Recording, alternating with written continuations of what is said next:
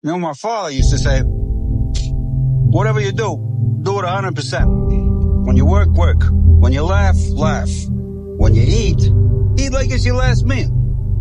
Louis, a moment of pain is worth a lifetime of glory.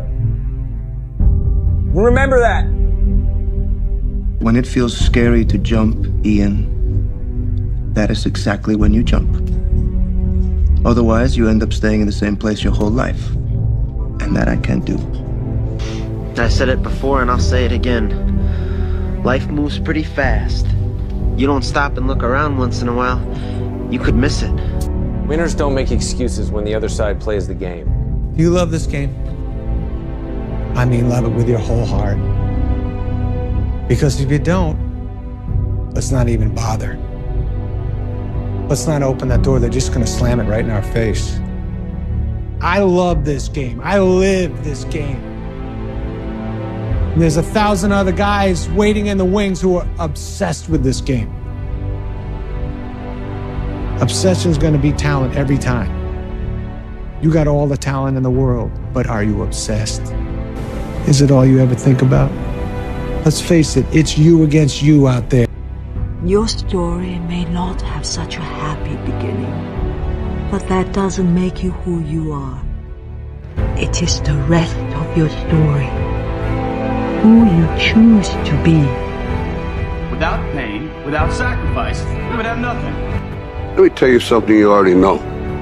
The world ain't all sunshine and rainbows. It's a very mean and nasty place, and I don't care how tough you are, it will beat you to your knees and keep you there permanently if you let it. You, me, or nobody is gonna hit as hard as life. But it ain't about how hard you hit. It's about how hard you can get hit and keep moving forward. How much you can take and keep moving forward. That's how winning is done. Now, if you know what you're worth, now go out and get what you're worth. But you gotta be willing to take the hits and not pointing fingers saying you ain't where you want to be because of him or her or anybody. Cowards do that, and that ain't you. You're better than that. Why do we fall?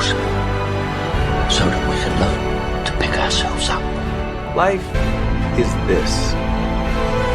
I like this. Don't ever let somebody tell you you can't do something. You got a dream, you got to protect it. You want something, go get it. Then why didn't you quit? You knew I was trying to get rid of you, yet you stayed. Yeah, I stayed. I stayed because every time you threw a brick at my head or said I smelled, it hurt. But it could never hurt more than it did every day of my life just being me. If you're good at something, never do it for free. The hardest choices require the strongest wills. You see this guy here staring back at you? Yeah? That's your toughest opponent. Hey, progress, not perfection.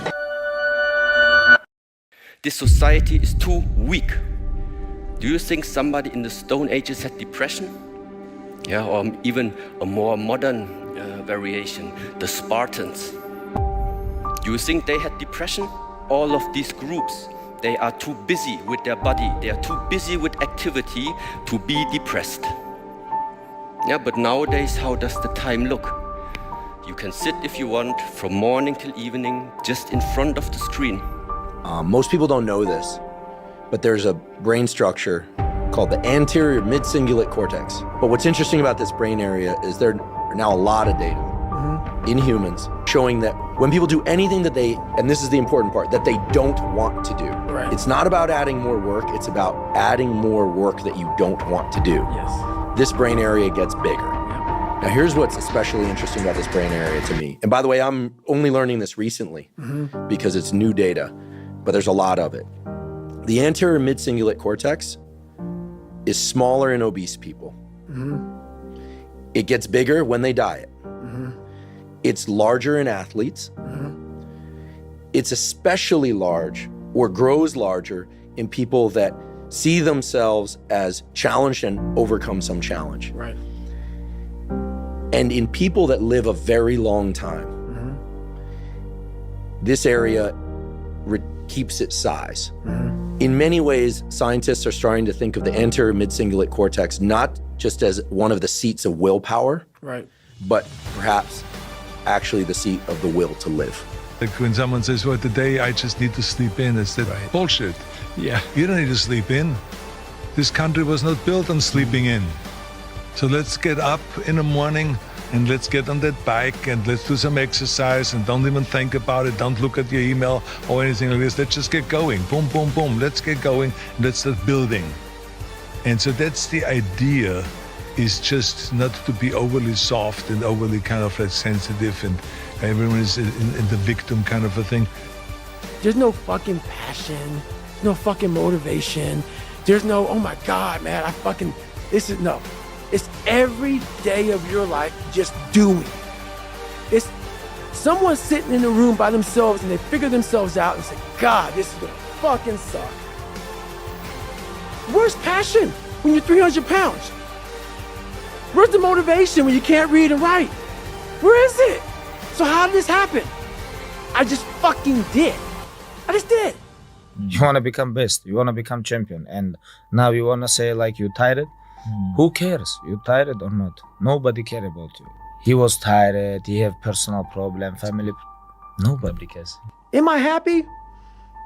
I don't know. Never really thought about it. Don't really care about it. Because all I really cared about was when I looked in that fucking mirror, I saw a piece of shit. It gets easier. Huh? Every day gets a little easier. Yeah, but you gotta do it every day. That's the hard part. But it does get easier. Okay. Consistency. If you are consistent and you have none of the other attributes, you still might be successful. He's like, it's very tough for people who are consistent to not be successful. And he makes an especially pointed point about consistency because in my opinion, it's one of the most difficult of the virtues for humans to do because we're so attracted to novelty. If you go to the gym and you work out and you come back and you look in the mirror, you will see nothing. And if you go to the gym the next day and you come back and you look in the mirror, you will see nothing. Clearly there's no results, can't be measured, it must not be effective. So we quit, right? Or if you fundamentally believe that this is the right course of action and you stick with it, you commit yourself to the regime, the exercise. But if you stick with it consistently, I'm not exactly sure what day, but I know you'll start getting into shape.